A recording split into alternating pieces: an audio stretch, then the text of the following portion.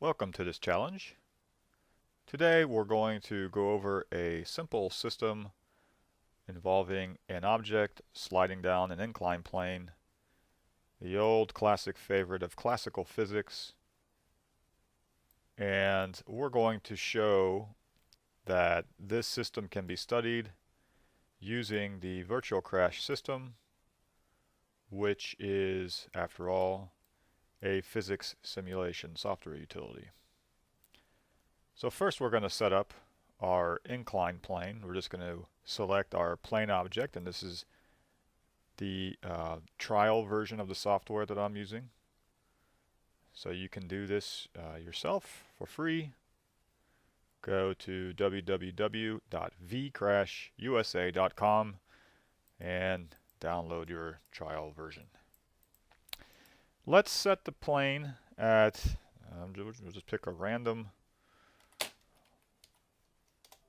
orientation.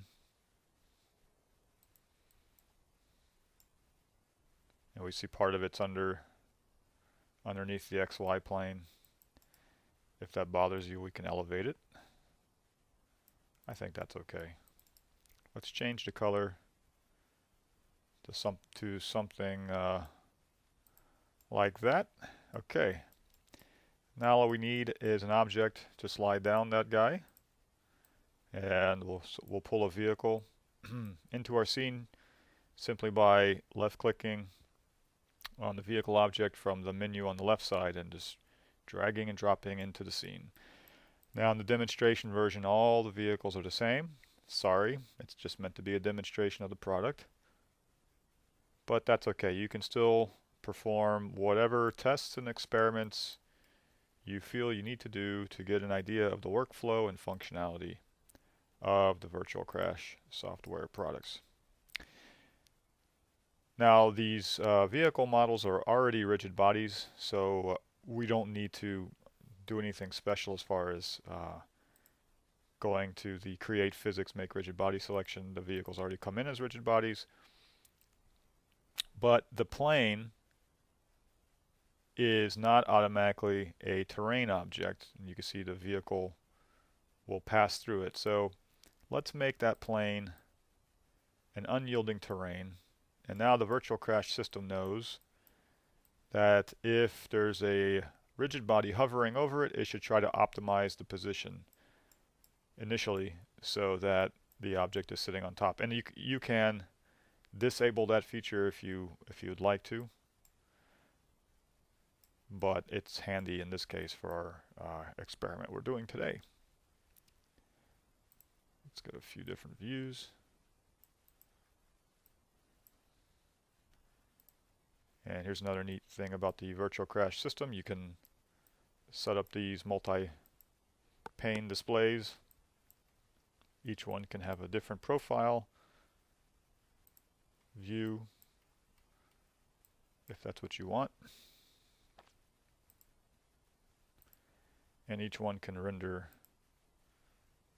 be rendered in a different way. So here we go. We see our side view here.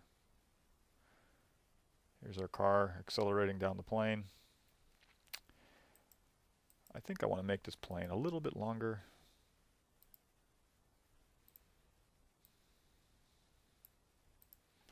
Let's make it a lot longer. Okay.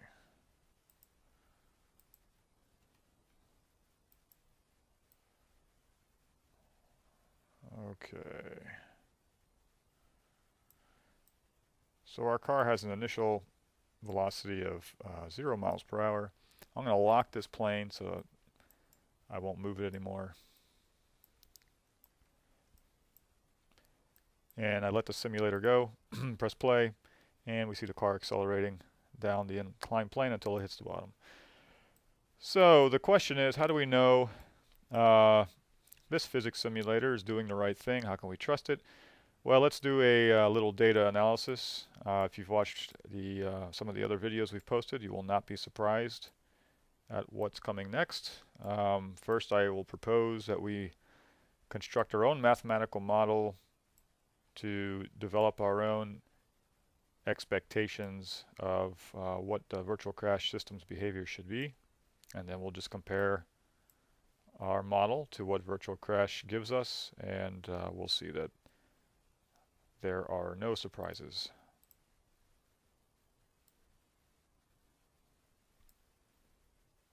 So let's go to the whiteboard.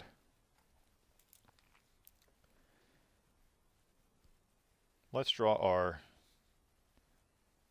a basic coordinate axis here. Let's do it in profile view.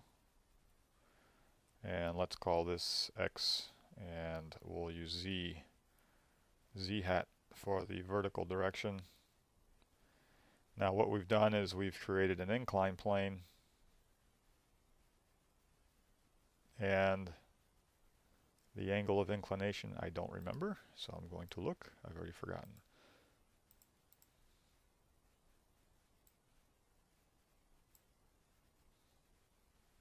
And if you freeze it, you need to unfreeze it in order to take a look and access some of the information. Okay, so 42.3 degrees.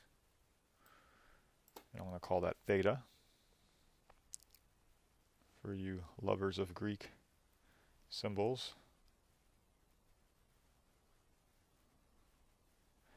And we have our car, which I am a physicist. I have to model it as a block.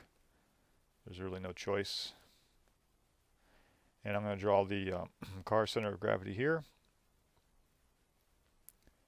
And from the contact with the plane, there is a normal force that's going to point orthogonal or perpendicular to the plane itself. I'm sneaking in a free body diagram, just in case you were wondering. There is the downward pull along the negative z direction of gravity. And this is a frictionless approximation. Tire forces in our simulation aren't doing anything, and so we don't have to worry about that. So these are the only two forces acting on our car. I'm going to move our free body diagram over here so I can draw some more. So here's my center of gravity. We have the weight of the car pointing down, and we have a normal force pointing up this way.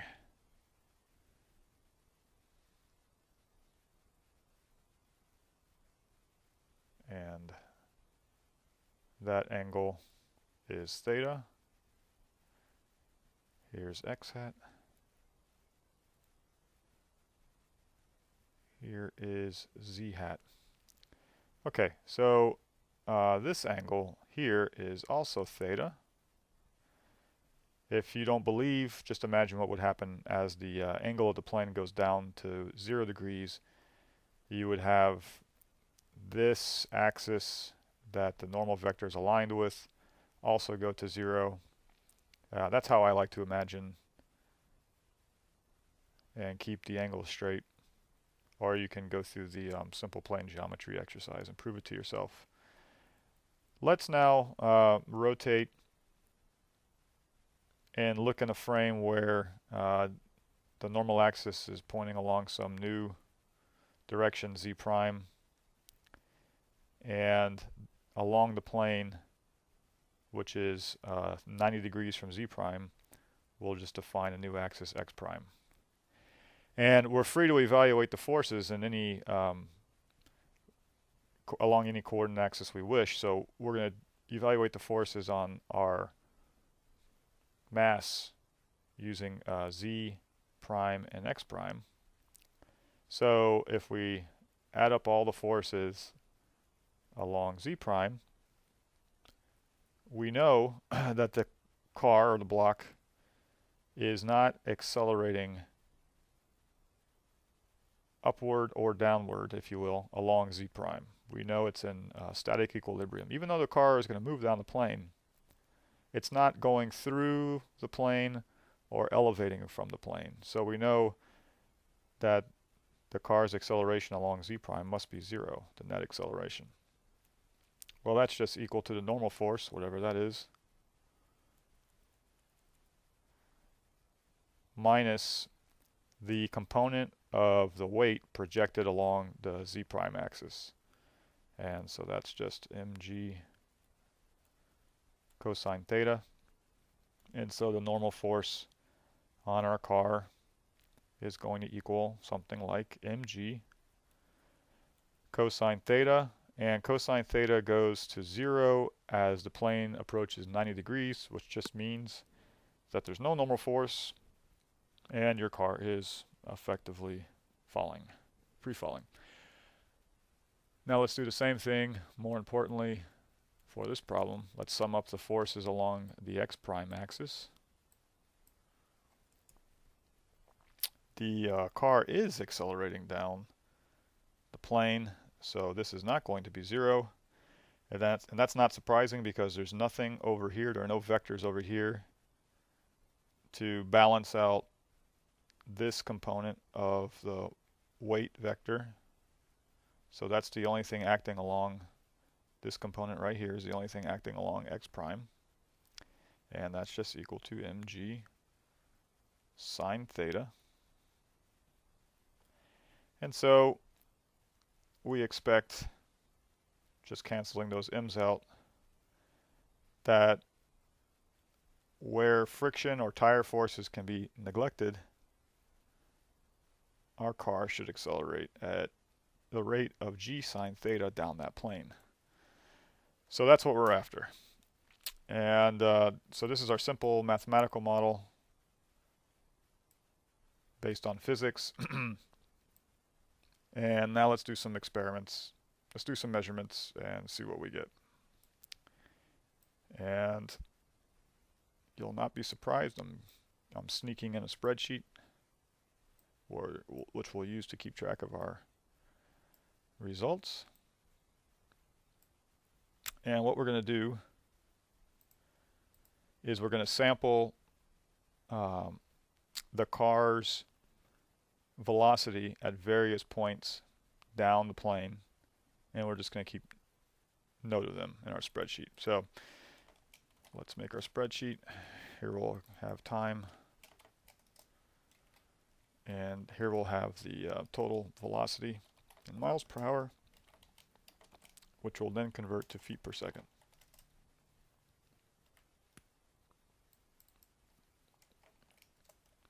And we'll start at 0, and of course those are 0. So I'm just going to randomly sample here, and we've covered this in other videos, but you can, even though in the trial version you don't have access to the graphing tool or to the data dumper, or the ability to get the log file of the position and orientation versus time, down here you do have the coordinates of the objects that you select. And as you run your mouse cursor over the interpositions of your vehicle or whatever the object might be, you can see down here that it's going to show you the position as a function of time. At least it gives you the x and y. The trial version gives you the x and y position as a function of time. That's good enough for what we're going to do. Mainly what we're interested in is the velocity as a function of time. So our first point that we're going to note here is at 0.918 seconds, and the velocity of the car by that point is 13.554 miles per hour. And I'm only going to get a few of these. You can go crazy on your own and get as many points as you'd like to convince yourself that you understand what's going on.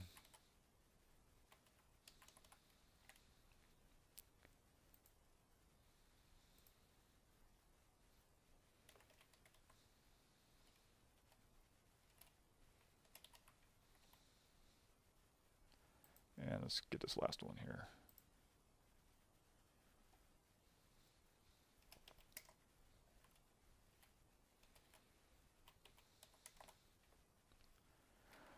Okay, those are all the observations I want to make.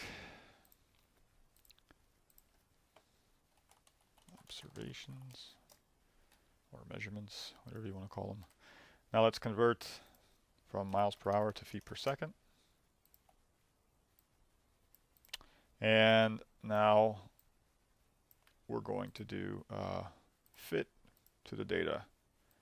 And here we see the magnitude of the car's velocity on the y-axis, and on the x-axis we have time. And if we do a fit,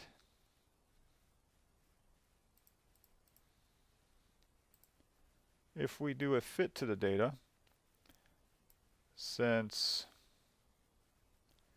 we have a constant acceleration situation here with no initial velocity, we simply know that at any time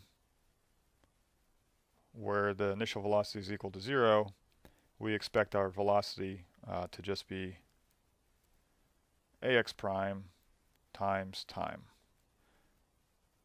which means if you plot velocity versus time, time equals 0, velocity is equal to 0, you'll get a straight line pattern. If you do a fit, the fit will give you a linear fit will of course give you a straight line whose slope will serve as an estimate for a prime x, which is, or ax prime, which is what we're after. So we could see in this case that our slope is 21.654 feet per second squared, and our slope was, for the inclined plane, was 42.3 degrees. And let me put g in here, 32.174 feet per second squared. So ax prime from our model is expected to be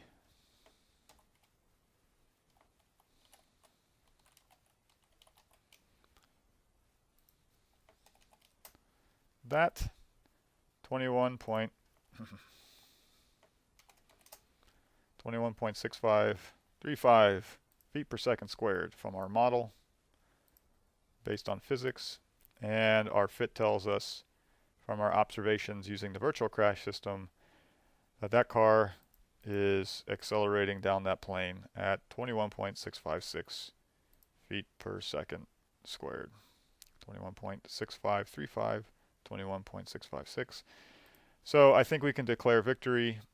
We see that our simple model based on classical physics correctly predicts what the virtual crash system is going to do, and the virtual crash system of course delivers. Galileo would be very proud of this experiment. Download the trial version of Virtual Crash from vCRASHusa.com. Try these types of experiments for yourself. Although many of the functions are disabled for the trial version, there's still plenty of things you can do to convince yourself that there's no magic. Virtual Crash is a physics simulator for accident reconstruction. Thanks for watching.